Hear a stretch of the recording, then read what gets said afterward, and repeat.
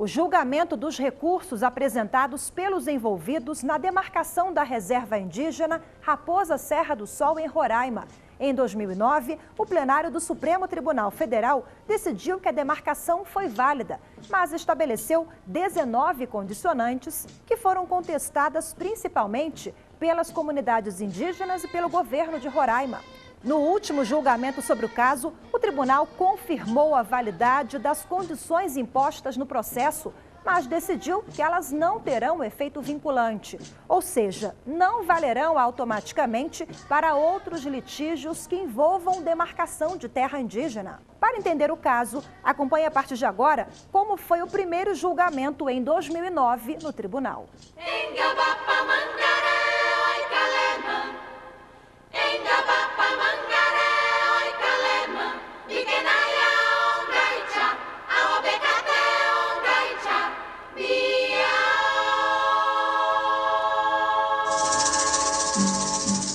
Este grande julgamento foi o tema do nosso primeiro programa Grandes Julgamentos do STF, exibido na TV Justiça no ano de 2011. Desde o início, a decisão que envolveu a demarcação da reserva indígena Raposa Serra do Sol chamou a atenção da opinião pública, do Estado, de fazendeiros e de indígenas de todo o país, principalmente de Roraima. Nós estamos aqui sentados, esperando uma decisão, mas muitas comunidades indígenas ali em Roraima nos perguntam o que nós cometemos para sermos julgados hoje? Qual foi nosso crime que nós praticamos para ter a possibilidade de nossa terra retalhada? Em 2009, o tribunal entendeu que a reserva Raposa Serra do Sol, localizada em Roraima, é território de usufruto exclusivo dos indígenas. Como posto na Constituição de 1988, os índios têm direito a participar do progresso e do desenvolvimento das instituições, dos saberes, das práticas e dos costumes, se tanto e na medida em que tanto quiserem. E temos, neste momento, humildade para reconhecer que os índios têm muito a nos ensinar. Até a decisão final favorável aos índios, o plenário do Supremo, em Brasília, viveu dias diferentes. O protocolo da mais alta corte do país foi quebrado. O traje formal forense deu lugar às roupas típicas das comunidades indígenas. Índios da reserva Raposa Serra do Sol acompanharam cada detalhe da votação de dentro do plenário. E se a Constituição existe, ela é para ser cumprida. E isso é que nós, indígenas, estamos aqui para ver acontecer. Do lado de fora, a mobilização também foi grande. Imprensa nacional e internacional reunida. Como a área indígena era alvo de conflitos entre arrozeiros, fazendeiros e índios, todos queriam saber quando os problemas teriam fim. A Praça dos Três Poderes, em frente ao Supremo, foi palco de um ritual realizado por um pajé, o líder espiritual da aldeia. A chamada pajelança foi para pedir uma decisão favorável aos índios.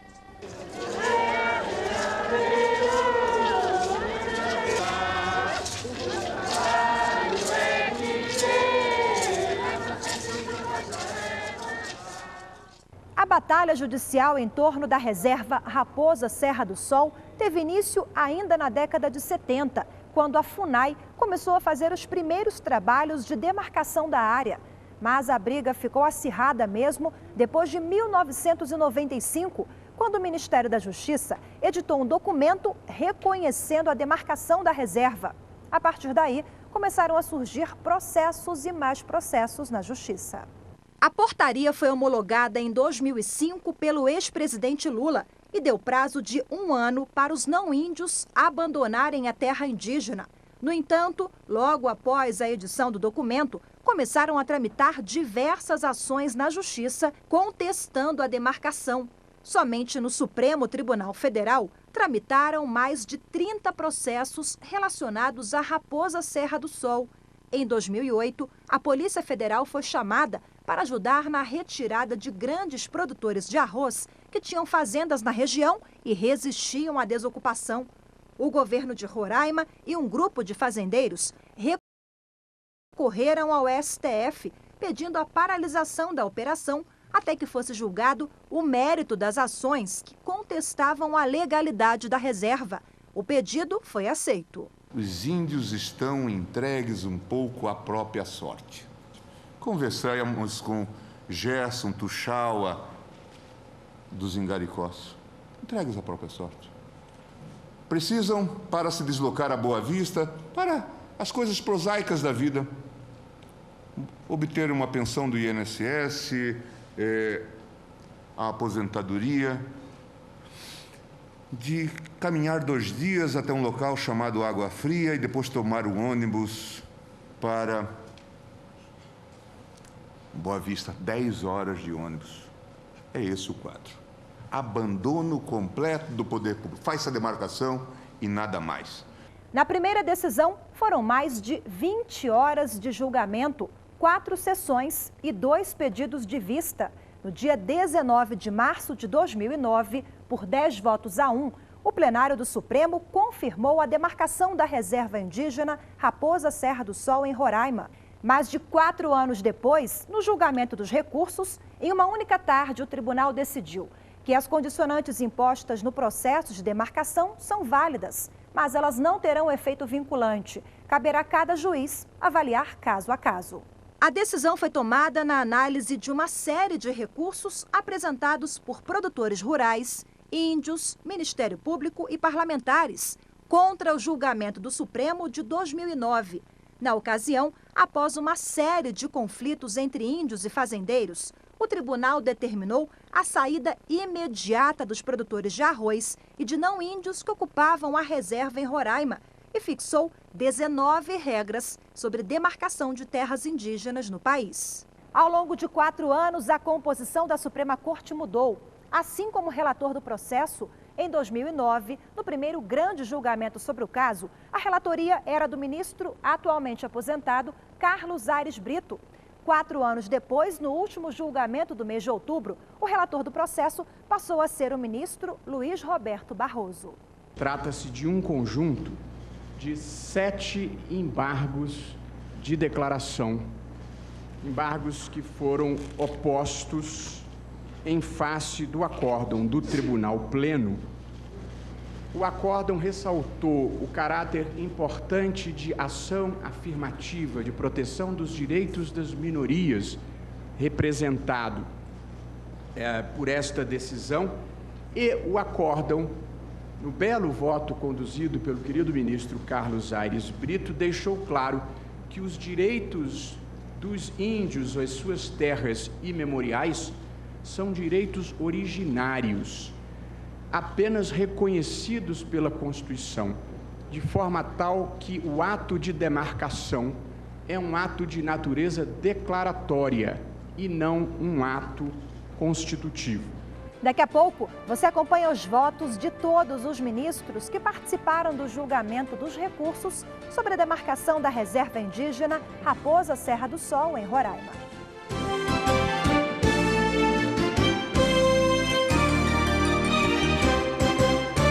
Você assiste hoje ao julgamento dos recursos apresentados contra a decisão do Supremo sobre a demarcação da área Raposa Serra do Sol, em Roraima. No último mês de outubro, o plenário do STF determinou que as regras condicionantes para garantir a demarcação da reserva indígena são válidas, mas que elas valem apenas para o caso em debate.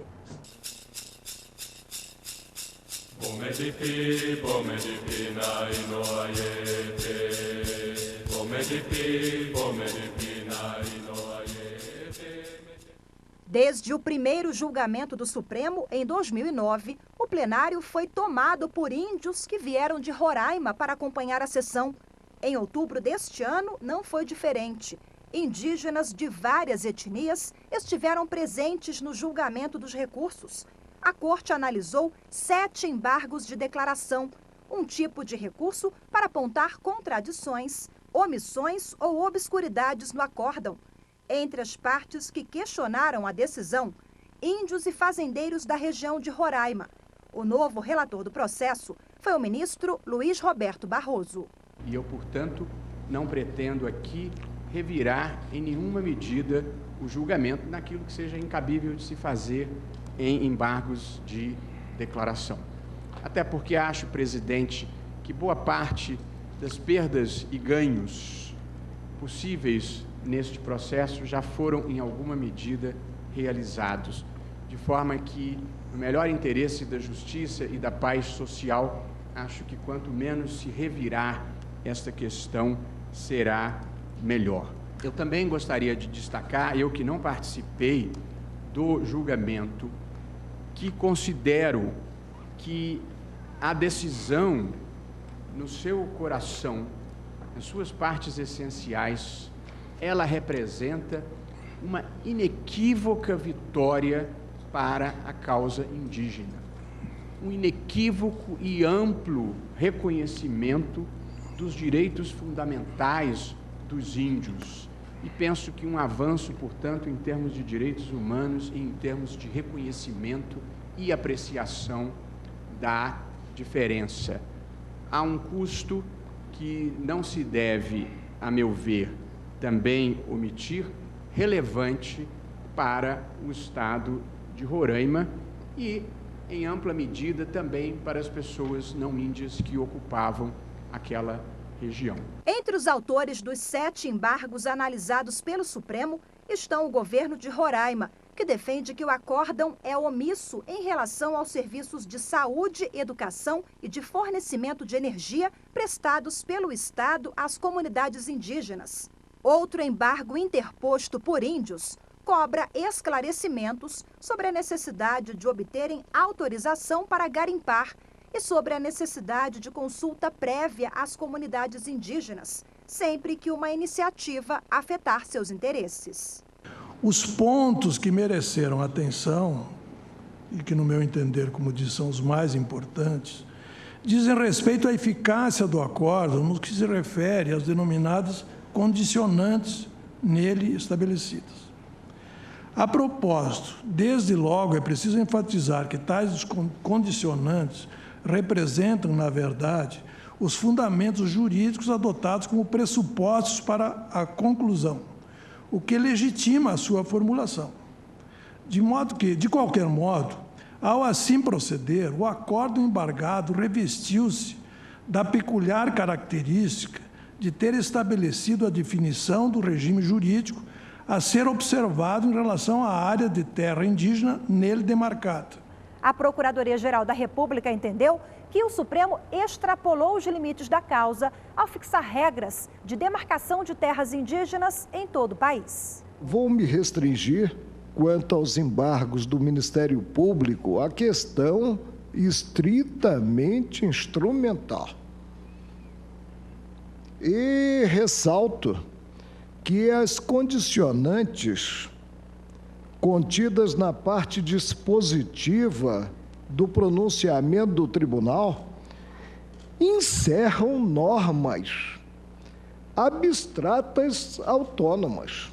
Acolho, presidente, com eficácia modificativa substancial para afastar, portanto, as salvaguardas, que para mim são normas abstratas autônomas, ao todo 19 salvaguardas, e se chegou ao ponto de disciplinar questão tributária, questão de usufruto, questão de atuação das Forças Armadas e da Polícia Federal, questões não colocadas, como eu disse no processo, acolho os embargos interpostos, emprestando a esses embargos efeitos modificativos para afastar essas salvaguardas.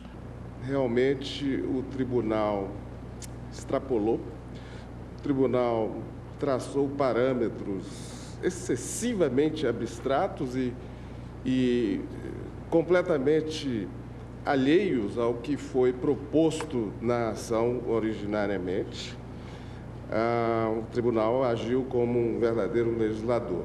Por essas razões, eu acolho parcialmente os embargos para expungir da decisão as 19 condicionantes que foram acrescentadas. Apenas os ministros Joaquim Barbosa, presidente da Corte, e Marco Aurélio divergiram do relator Luiz Roberto Barroso em relação às 19 condicionantes impostas para as demarcações de reservas indígenas. As regras foram adotadas em 2009 pelo ministro Carlos Alberto Menezes Direito e foram acolhidas pelo colegiado do Supremo. As salvaguardas são uma espécie de regime jurídico adotado para garantir a execução do que foi decidido pelo STF.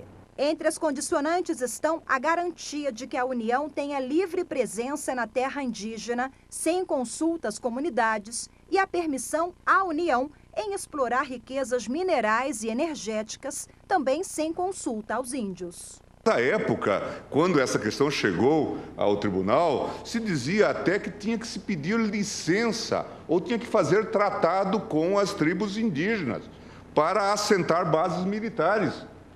Portanto, essas questões todas foram devidamente contempladas, ou para passar uma estrada ou realizar uma obra pública. Portanto, a rigor, não são respostas dadas no vazio, mas a partir das situações que se colocaram neste caso.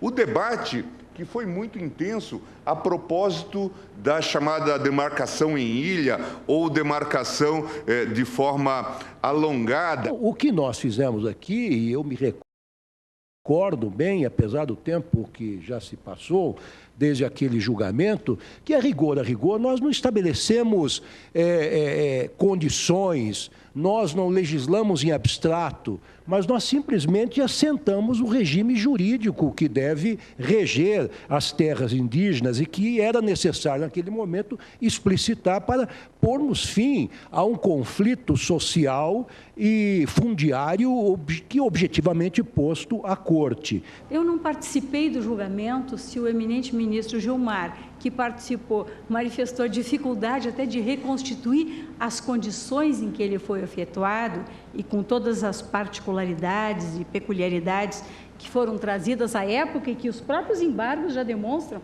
a quantidade de questões que foram trazidas.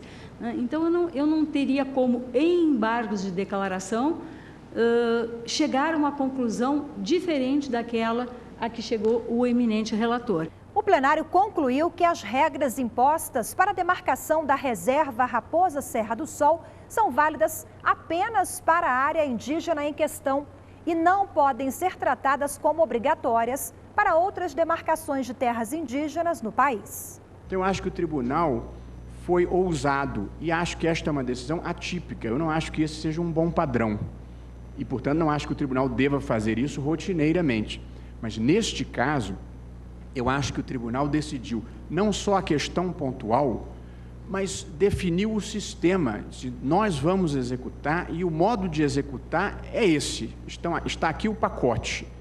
Portanto, eu reconheço, na linha do que falou o ministro Marco Aurélio e que falou Vossa Excelência, que houve uma atuação um tanto atípica, talvez uma sentença quase aditiva, mas neste caso, eu acho que hoje nós não estaríamos celebrando uma execução bem-sucedida de um caso difícil, sem que o tribunal tivesse cometido essas ousadias. O plenário do Supremo também decidiu que as comunidades indígenas têm que ter autorização da União e do Congresso Nacional para fazer garimpo se a atividade gerar lucro. Porém, não precisam dessa autorização se os indígenas utilizarem técnicas tradicionais de extrativismo mineral sem objetivo econômico. Não se pode confundir a mineração como atividade econômica com aquelas formas tradicionais de extrativismo praticadas imemorialmente, nas quais a coleta constitui uma expressão cultural ou um elemento do modo de vida de determinadas comunidades indígenas. No primeiro caso, no caso da mineração como atividade econômica, não há como se afastarem as exigências previstas no artigo 176, parágrafo 1º e 231, parágrafo 3º da Constituição. Mas, no caso dessa forma de extrativismo mais primitiva como uma manifestação cultural, eu acho perfeitamente legítimo que a comunidade possa. De modo que eu, nesse particular, estou provendo parcialmente os embargos apenas para prestar esse esclarecimento. O tribunal também deixou claro que a União não precisa pedir autorização para os índios para executar ações de interesse nacional dentro das terras. A ação não vincula juízes e tribunais em relação a outros processos relativos a terras indígenas diversas. De qualquer maneira, a determinação do STF não impede que a jurisprudência construída, estabelecendo diretrizes, possa ser seguida pelas demais instâncias. Essa decisão do Supremo demonstra o quê? Que essas condicionantes não são vinculantes.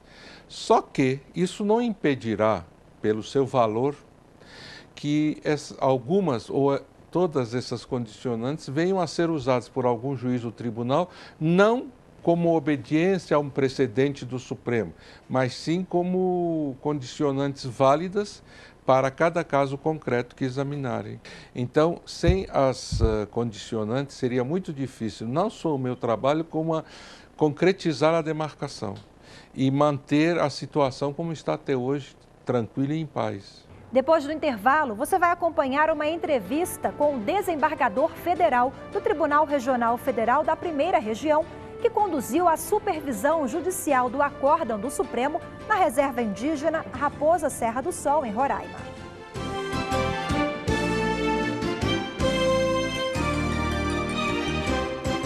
O programa Grandes Julgamentos do STF apresenta hoje a decisão do plenário do Supremo no julgamento dos embargos de declaração sobre a decisão da demarcação da reserva Raposa Serra do Sol, em Roraima.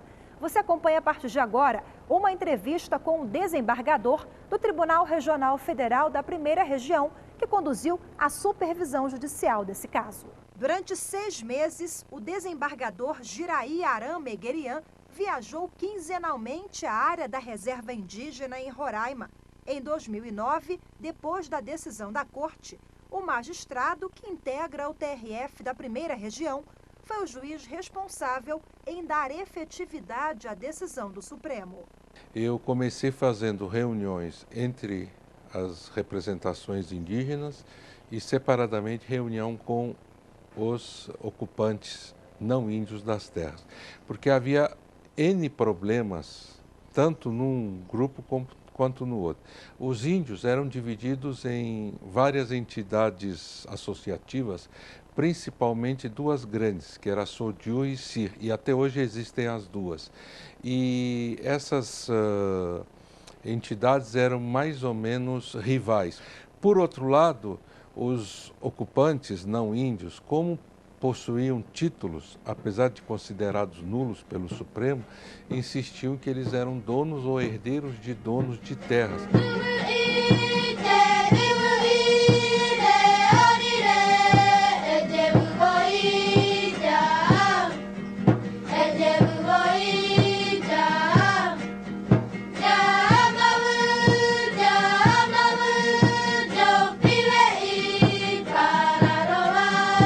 Eu acho assim que o juiz, dependendo da situação, tem que ir até a parte para resolver. Não adianta ficar no gabinete que não resolve.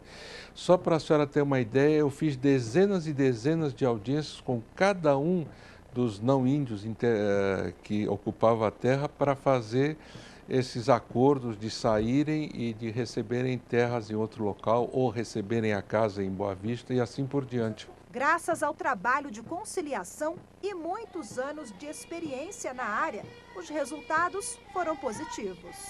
Eu consegui fazer um apaziguamento entre os índios. Eu criei até uma federação indígena por ato judicial para poder apaziguar, e até os últimos momentos em que eu estive lá, mesmo já com a saída dos não índios, ainda havia problemas de ocupação das regiões ou de áreas entre um e outro grupo. E aí eu consegui, com relação aos ocupantes de terras rurais, que o Estado de Roraima assinassem compromissos de transferência dessas pessoas para outras regiões com entrega de imóveis rurais, de terras para eles continuarem a exploração agrícola ou pecuária. E quanto aos moradores desses núcleos residenciais, eu consegui, através de um apoio do prefeito de então, que fossem cedidos em números redondos, quase 40 casas, num loteamento de casas populares que estavam sendo feitos. E as histórias não param por aí. O desembargador conta que na época em que foram obrigados a deixar a reserva indígena, grandes produtores de arroz estavam no fim da plantação e no início da colheita. Como a FUNAI não teria tempo hábil para garantir a colheita, o desembargador mais uma vez precisou agir. Consegui convencer o executivo, apesar da oposição da FUNAI na época, de eu autorizar o retorno desses produtores à terra com seus empregados e seu maquinário para retirar esse arroz com prazo X que eu concedi, e isso efetivamente aconteceu e não houve nenhum risco e não aconteceu nenhum fato como tipo retorno do não índio na região e não querer sair mais. Eles foram efetivamente, colheram o arroz e depois foram embora. Depois de concluída a execução do acórdão e transitada em julgado a decisão, o plenário do Supremo concluiu que a jurisdição do STF, neste caso, está encerrada. Porque a única coisa que justificava a jurisdição do Supremo era a existência de um conflito federativo. Esse conflito federativo, penso que é solucionado de modo definitivo na data de hoje, na medida em que os embargos de declaração opostos pelo Estado de Roraima já foram julgados e a eles se negou provimento. De modo que, com a aquiescência do colegiado, eu imaginaria, tão logo transite em julgado, considerar que a jurisdição do Supremo, neste caso particular, está exaurida. E, evidentemente, os litígios que eventualmente possam existir, se não forem de natureza federativa, serão resolvidos localmente. E se houver alguma questão importante, chegará ao Supremo, ou por petição ou por reclamação. E o programa de hoje fica por aqui. Se você quer entrar em contato com a nossa produção ou sugerir um tema, anote aí o nosso endereço eletrônico, é grandejulgamentos@stf.jus.br. Temos um encontro marcado na semana que vem com mais uma grande decisão do Supremo. Até lá!